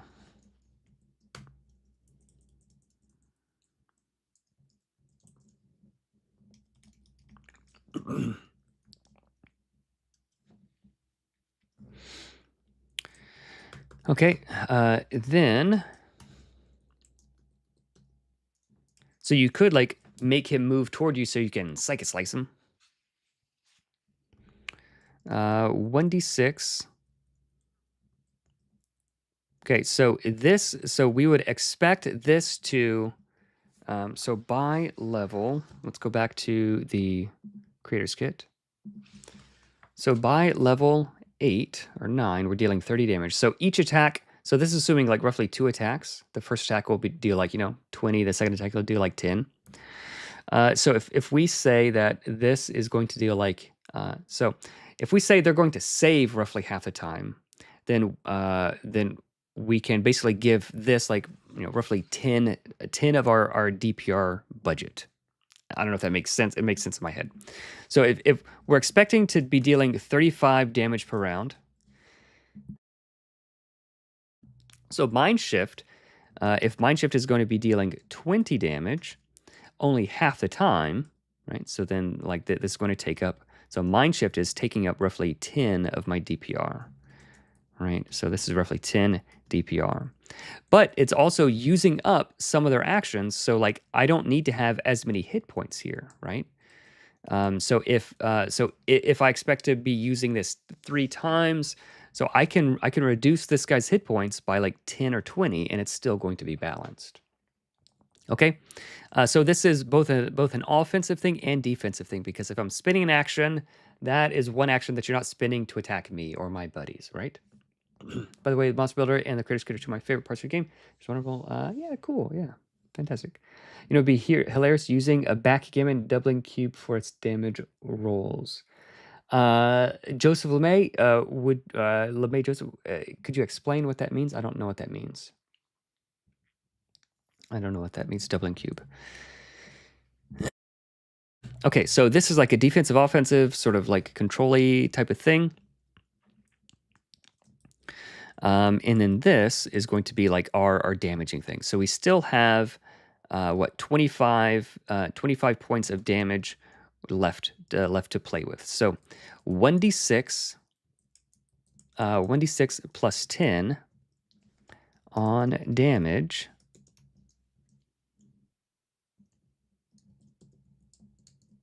Spin one action for that creature. That's cool. So this is going to be on average 13 damage. Okay, so let's just do a sanity check. And then so also because we have Psychic Slice, we'll do one thing at a time. So we could probably reduce this by 20 more hit points, because this is going to be controlling. This is going to be taking 2 actions from the heroes, potentially. Backgammon Doubling Cube is a 6-sided die with 2, 4, 8. Oh, you'd have to say that slaw die miss on 2. That's interesting. Yeah,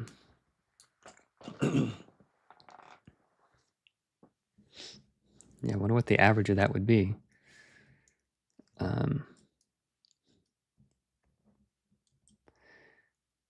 2 plus 4 plus 8 plus 16 plus 32 plus 64 divided by 6. 21. So average damage of 21. Yeah, that's cool. So instead of that is a cool idea. That is a cool idea. and so yeah, that is pretty swingy. So you can do this. You can have the same sort of range with 2d20, or you can do like D88 or D66. So D66 is something that we have. The closest would probably be D66, where we roll 2d6. I have a 5 and a 2 that dealt 52 damage. Like no math involved. So 2d20 would be a similar amount of average damage. 4 plus 7 is 15. But D66 is like, so 24. So D66 can deal anywhere from 11 to 66 damage, which is quite powerful. So you could do that, or you can do like a D44, which is like the same thing, but with D4s. Some of the spells use that. Yeah, dangerous, incredibly chaotic. This wouldn't be a bad guy to do like D44 damage. I forget what the average of the D44 damage was.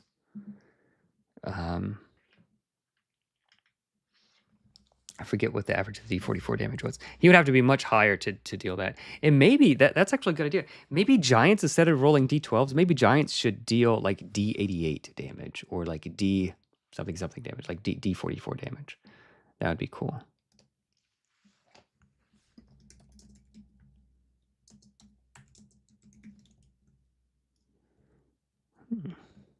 Maybe. I think the 2d20 bell curve is maybe too normative. Dice, dot run. 2d20 is still like very, it's really not a bell curve because there's so many options. The chances that it will be at least, the chance that it'll be like at least 30 damage is these are always backwards to me, to how my brain thinks. So there's a 90% chance that it'll be at most 32. Like let's go to like the 95th percentile. So 34 to 8 to 34. It's like 95% of the time it's gonna be 8 to 34. So I don't know if 2d20 is too normative. Like it's still very swingy. You could get a 1 and a 3. Like you could get a 1 and a 3, or a 1 and a 1, or a 1 in like a 1 in any single any other single digit number is like pretty disappointing, right? Yeah. Let's keep cooking. It's definitely a much shallower bell curve. Yes. That is true. But yeah, D66, like you're equally likely to get the maximum as the minimum, right? So there's no average with the two with this, right? And if people had like the backgammon bell, the backgammon thing, try designing a questing Feldgriff. Okay, I'll take a look at that. I don't know what that one is. Oh, the hippo. All right, yeah, let's take a look at hippo. All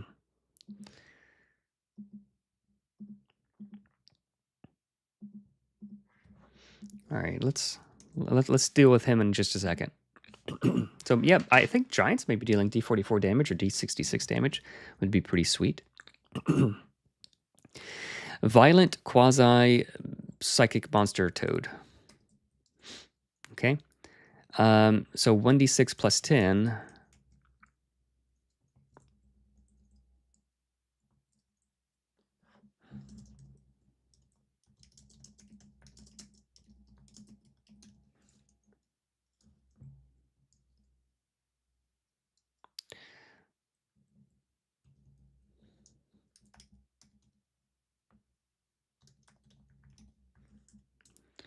Okay, I think this is a good place for a keyword.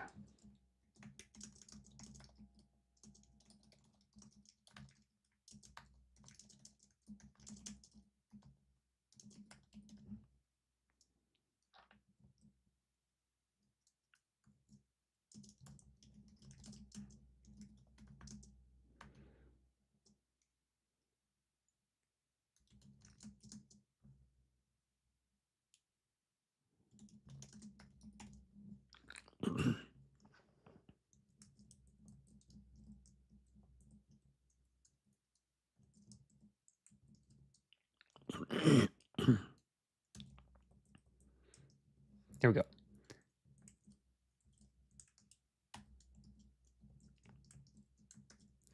Okay. There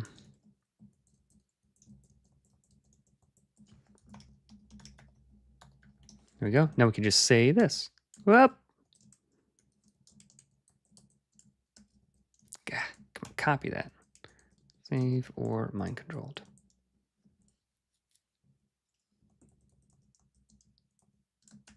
There we go.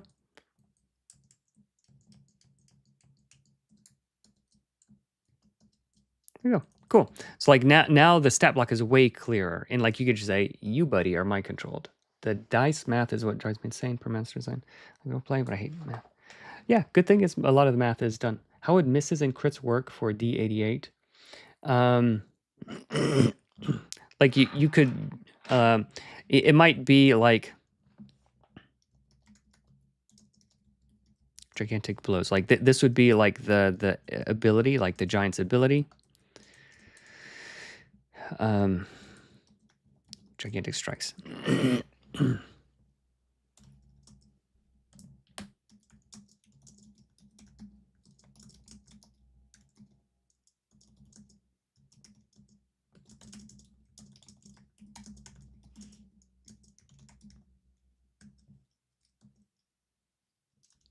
Something like that. Roll d44 for attacks. If the leftmost die lands on a 1, the attack misses as normal.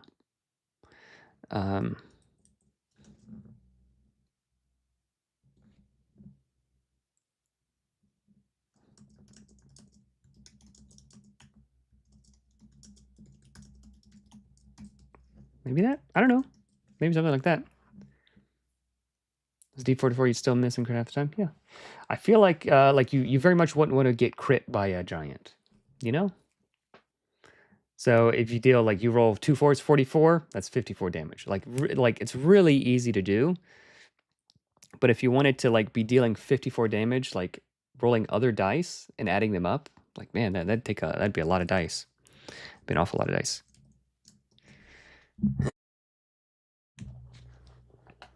And maybe, like, this gigantic strike would be, like, something that it does once. You know? Yeah, I like this guy.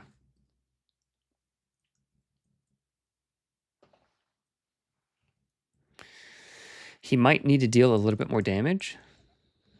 But you see, like, we started with the regular stats. We lowered his hit points because he's going to be eating up some of these guys. He's only using 1 die size, d6s for the tadpole and d6s for this.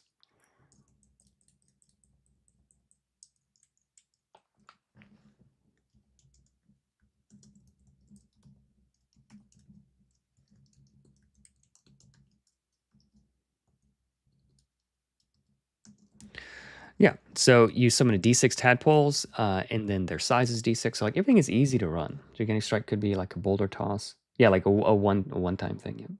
Yeah.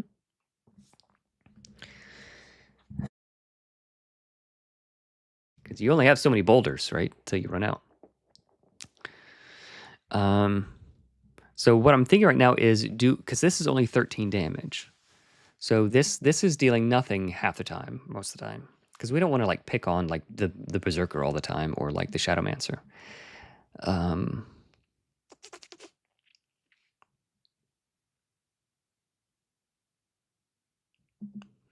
Okay, so this is going to be dealing 10 damage. We expected 10 damage. This is going to be dealing 13 plus 10. So, like, Mind Control is roughly worth 10 of his hit points and 10 damage defensively and 10 damage offensively is sort of what we've come to.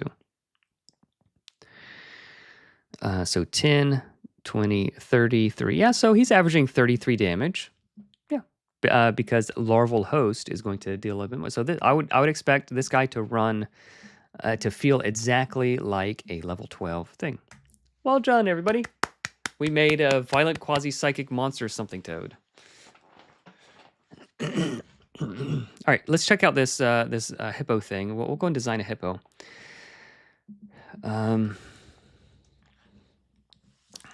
Questing Feldegriff. Is this big enough for you guys to see? I'll make it a little bit bigger. Questing Feldergriff gets +1/+1 until end of turn. If you spend green mana, target opponent puts a +1/+1 green hippo creature token into play. Questing Feldergriff gains protection from black and red until end of turn. Target opponent gains 2 life. Oh, okay, so it's giving opponents things. So, get stronger, the other guy summon a minion. Gain temp HP, and they do also. Questing Feldergriff gains flying into end of turn. Target opponent. Okay, so this would definitely have to be like a very much like vibes and not like the specifics. Okay, so this is a monster that could do 3 things. Okay, well we'll keep that at least. This is like a monster. This is like a controlling monster, a leader type of monster that like helps his boys. This would be a Songweaver. Songweaver monster. So this would be a Songweaver monster. Okay. An ally. Okay.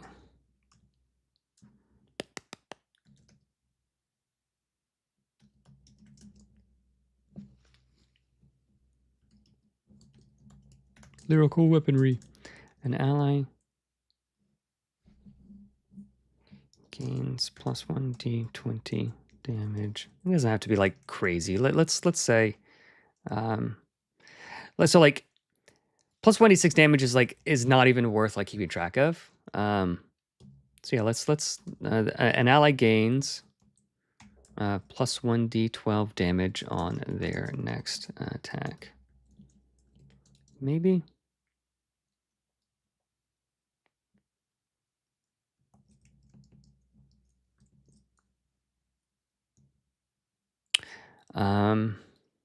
Not my. So protection from like an attack. My beautiful face. Okay, so this one, so yeah, we don't need to be choosing from between 3 things. So the first ability is boosting an ally.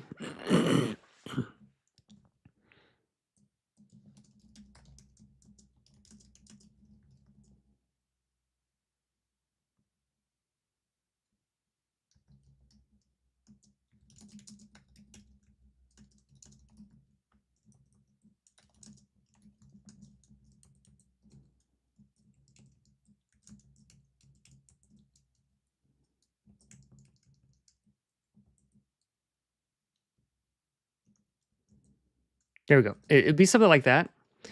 So like a lot of this guy's damage, like 6 damage per round is coming from his allies. Okay.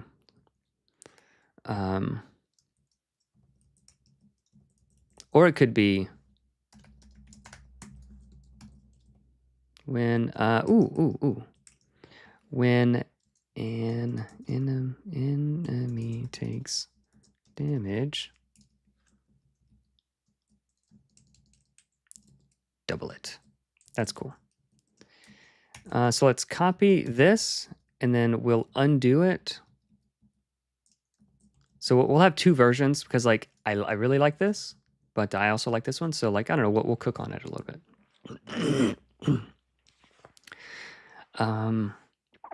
And its reactions would be once per round, obviously. Not my beautiful face. So this is when it is attacked. It's like when the heroes attack this monster, the heroes gain life. Nah, that's not very fun. Gaining life is just like an unfun thing. Questing Feldergriff gains flying into the turn. Target opponent may draw a card. So this is sort of like a do nothing kind of magic card. I get it's like a, it's sort of like probably like a commander type of card. Gains flying until end of turn. Okay, so it is a 4/4, so it's a decent sized thing. So like,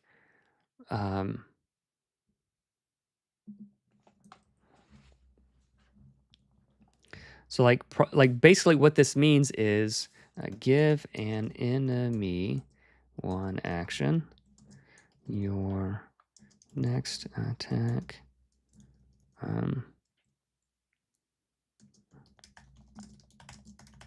There you go.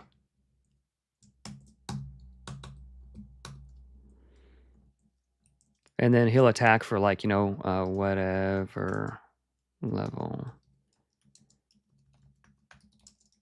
Whatever level of appropriate damage. Cool. Yeah, there you go. So that would be his 2 abilities. And you can say this. You may, so that like this ability would just be part of that attack. So it doesn't need, like, so this guy does 3 things.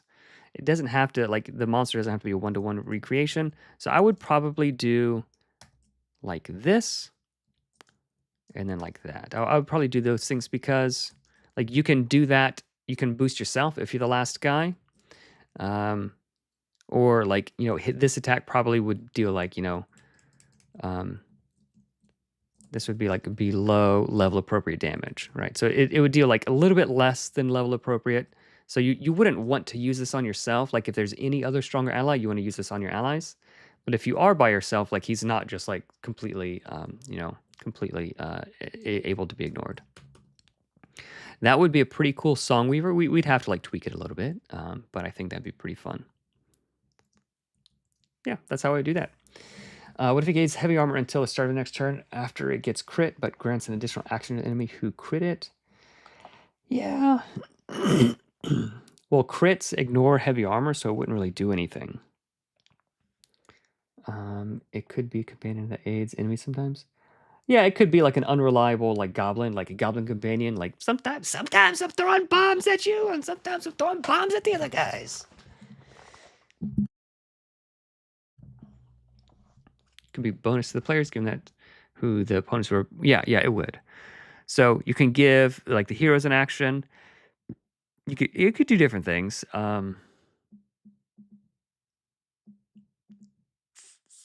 Yeah. I'd be careful about having, like, in a card game, like, you have tokens and pieces and cards to keep track of things, and, like, there's other players and they're all keeping track of, like, their own things. But in a TTRPG, like, the heroes all already have plenty to keep track of, and so does the GM. So, like, the monsters shouldn't give me additional things to keep track of on top of everything. After it gets great, yeah, that could be cool. Yeah, there's definitely a lot of different ways to take this, but this definitely feels like a Songweaver type of thing. And, like, I'm more going for vibes. So, like, +1/+1, like, you know, so, like, these things, this, like, so if I have like 7 green mana, I can, like, give myself +7/+7. I can turn this guy into a huge thing. So so it's +1, but it's huge, right? So, like, doubling damage could be potentially quite backbreaking. So, like, broadly speaking, it's directionally the same kind of thing. It doesn't put a 1/1 hippo creature into play, but, like, if there is some fantasy way that I could do that, like, maybe if it was a Shadow Weaver, like, Shadow Weaver, Shadowmancer is, like, summoning enemies or something. Yeah. But, like, you know, summoning guys for the heroes to keep track of, like, isn't super fun. So, like, yeah, let's skip that part. And then these 2 things, yeah, we sort of skipped this one. Then this, gaining flying, is basically ignoring their armor, and then target and being able to draw a card is, like, giving them an action. So, like, this is basically, you know, that, which is pretty sweet. And then this is basically the green thing, and then the white one is not super fun for this kind of game. Like, maybe if this was like a legendary shadow a Songweaver, then maybe this could be like his thing. Like, instead of having armor, like, he can do this and that and, like, ignore things. Yeah, cool. Yeah, I like that. All right, everybody. I'm gonna stop the stream there. Thank you so much for hanging out. I hope this has been helpful, seeing how I make monsters. Appreciate you guys for hanging out. Thank you so much.